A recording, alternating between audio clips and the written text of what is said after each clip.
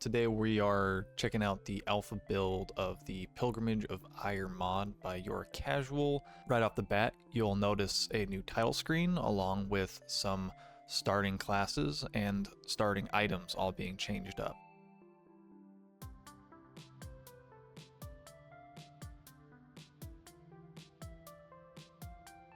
Stat names have been changed and reworked, being called Resolve, Meditation, Fitness, Power, Agility, Focus, Discipline, and Lunacy. With the changes to stat names, you've got magic being mixed up a little bit in this mod, following mainly the stats of Focus, Discipline, and Lunacy.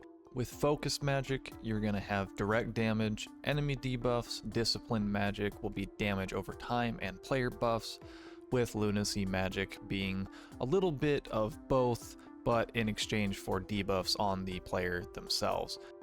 The weapon tier system has been altered as well, having all the weapons in the game cap at 10 using a new material called Pale Shards. It should be noted though that shields are exempt from this, as they have all kind of gotten a flat buff across the board while remaining unupgradable going forward into this mod. Your accessory slots are capped at 2 with 1 ring and 1 necklace, but with this reduction in slots, the boons that you'll be getting from either thing that you equip here will be a little bit more substantial than they would have been in the vanilla game of Elden Ring. So keep some of those things in mind when you're building a character and trying out some new things, or go in and try and stay as close to whatever your cozy build is. I'm not your dad. Coming to the gameplay for the first time, you're going to be greeted with a new spawn point outside of the church where the crafted sign normally resides.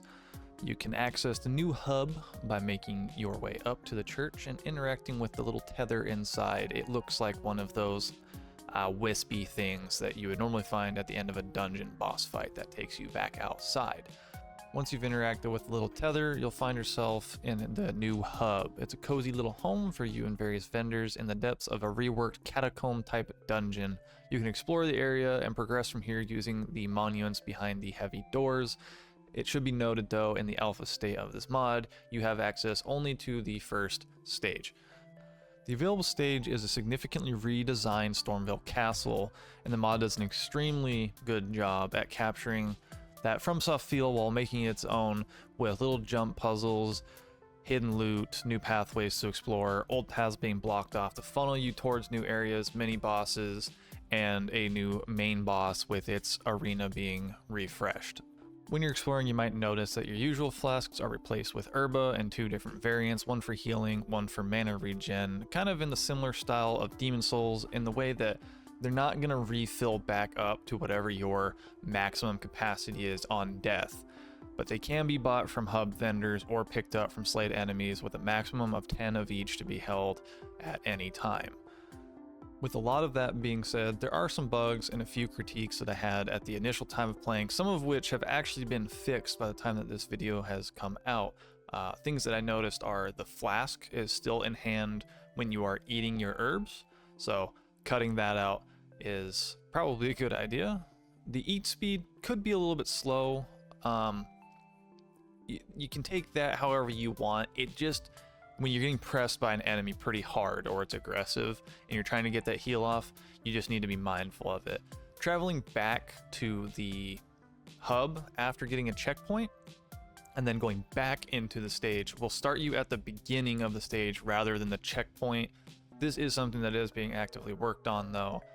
The runbacks in this mod might be a bit much for some people, kind of more reminiscent of how Dark Souls 2 runbacks were. It doesn't bother me all too much personally, but it could be something that might bother people. The AI on the newly placed enemies occasionally gets confused or unaggroes a little bit quicker than it should, effectively just forgetting that you exist. Some balance issues in regards to the knights are that they're a little bit spongy. You have to hit them a lot of times for them to go down. I don't think that they shouldn't hit hard. I just think that maybe they should have a little bit less health so that you're not sitting there wailing on them for an extended period of time to drop them down.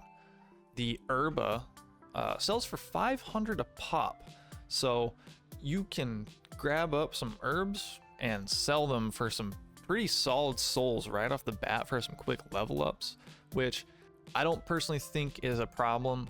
If you want to leave yourself high and dry without heals, you can do so in exchange for some levels, but I figure I should mention it in the event that the dev watches and is looking for feedback.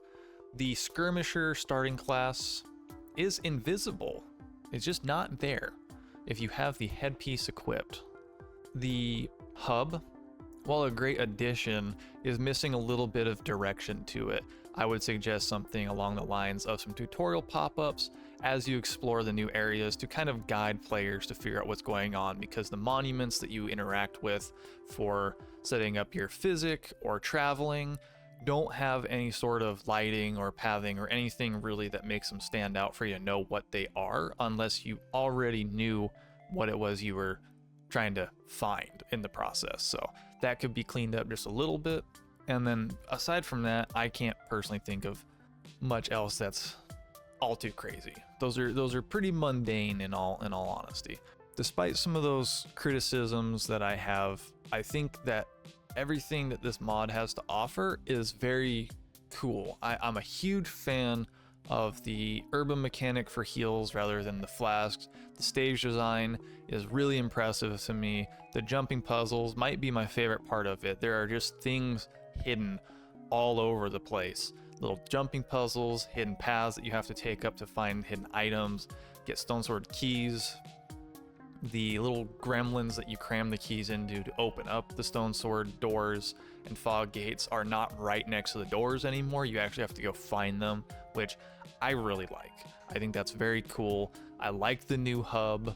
I like Gabe the Rat. It's all very impressive to me. As a side note, as somebody who has modded this game and taught how to mod this game, I think that this is a very sincerely impressive display of well-rounded modding knowledge. So that's just a little shout out for me. The dev of this mod, Casual, has made something that is a great foundation, and he's been working diligently to pump out fixes, balance changes, and updates for it quite consistently already in just the last like 2 days of it being out.